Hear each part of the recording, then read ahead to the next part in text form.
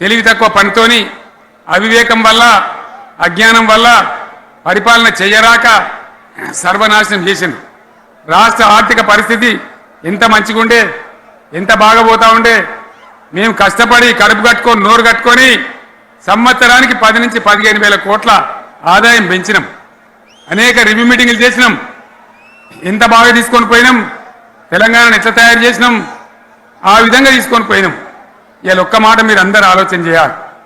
ఇక్కడ ఉన్న వాళ్ళు కానీ నా మనసు బాధ అవుతుంది, నా మనసు కాలుతుంది, ఇబ్బంది అవుతుంది. నా కళ్ళ ముందటనే తెలంగాణ ఇట్లా కావడం నాకు దుఃఖం కలిగిస్తూ ఉంది. నేను ఆవేదనతో చెప్తున్నా ఈ మాట. ఒక్క మాట మీరు అందరూ ఆలోచన చేయండి. తెలంగాణలో భూముల ధరలు ఎట్లుండే, కేసీఆర్ ముఖ్యమంత్రి ఉన్నప్పుడు బీఆర్ఎస్ రాజ్యం చేసినప్పుడు భూముల ధరలు ఎట్లుండే? ఆనాడు కొనేటోళ్ళు ఎక్కువ ఉండిరి, అమ్మేటోళ్ళు తక్కువ ఉండిరి. ఇవాళ ఆపతికి అమ్ముకుందామంటే భూములు కొనేటోడున్నాడా? అడుగుతున్నా భూముల ధరలు ఎక్కడికి పోయినాయి? ఎవరికన్నా 5 ఎకరాలు డాంబర్ రోడ్ పక్కకుంటే నేను 5 కోట్ల మనిషిని, నేను కోటీశ్వరుని ధైర్యంలో రైతులు ఉండరు. ఇవాళ అడిగేటోడు ఉన్నాడా? ఉన్నదా? ఒక్కటే ఏడాదిలో గింత గల్లంత అవుతుందా? కేసీఆర్ పక్కకు పోగానే ఇంత ఆగమవుతుందా? ఇంకో మాట నేను అడుగుతా ఉన్నా. కరెంటును 35 ఏళ్ళు బాధపడ్డాం. నా బాయికాడ కూడా మోటార్లు కాలినాయి. బీఆర్ఎస్ వచ్చినాక నేను ముఖ్యమంత్రి అయినాక ఒక్కటే ఏడాది బావులా దాన్ని చక్కగా చేసి 24 గంటల కరెంటు ఇయ్యలే, నడవలే.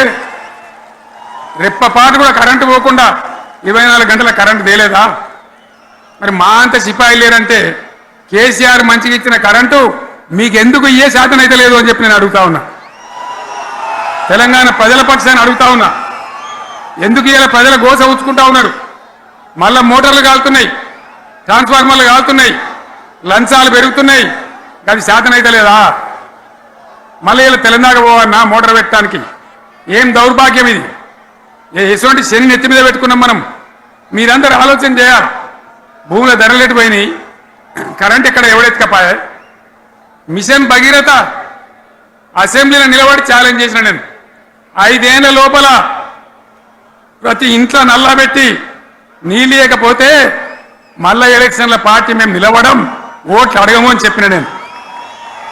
ఎవరు చెప్పాలి? దమ్మున్నోడే చెప్పాలి. చేసి చూపించినాం, నడిపించినాం. ప్రతి ఇంట్లో నల్లా పెట్టినాం. కృష్ణా గోదావరి నీళ్లు తెచ్చి ప్రతి ఇంటి ముందర దుంకిచ్చినాం. అది మీరందరూ దానికి సాక్ష్యం. ఇలాగా మంచినీళ్ళు కట్నే ఇల్లు పెట్టినపోయి ఉన్న పథకం కేసీఆర్ ఆయమల్ని అయిపోయింది. ఇంకా మంచినీళ్ళు కూడా ఇయ్యే శాతం అయితే లేదా? మేము ఇంత సిపాయిలం అంత సిపాయిలం అని ఎగిరెగిరి దుంకితే మాట్లాడితే మంచినీళ్ళు ఇచ్చే కూడా శాతం అయితే లేదా? మంచినీళ్ళు పోతాయి, కరెంటు పోతుంది, వడ్లు కొనే దిక్కు లేదు. వడ్లు కొంటాను రా, కళ్ళల కాడ 15 రోజులు వడ్లు కొనే దిక్కు లేదు, అడిగే దిక్కు లేదు.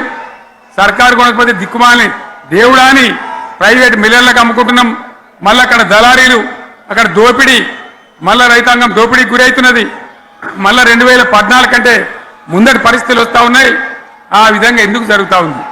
ఇది ఎవరి అసమర్థత? కాంగ్రెస్ ప్రభుత్వం యొక్క అసమర్థత కాదా? ఈ కాంగ్రెస్ కాటు వేయడం కాదా?